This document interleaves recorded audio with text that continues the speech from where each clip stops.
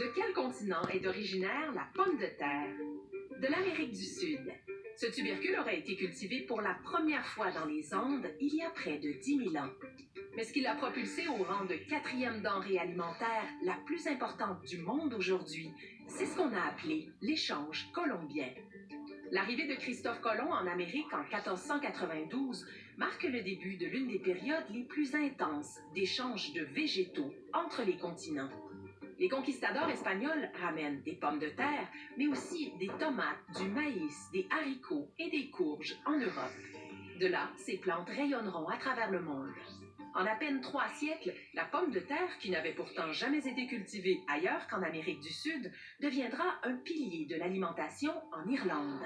Le pays est devenu si dépendant de ce tubercule que dans les années 1840, le mildiou de la pomme de terre entraînera la grande famine irlandaise.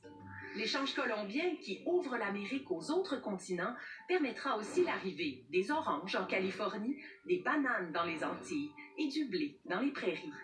Mais au-delà des végétaux, ce sont aussi des micro-organismes responsables de maladies infectieuses, des animaux et des humains, parfois contre leur gré, qui participeront à cette première mondialisation.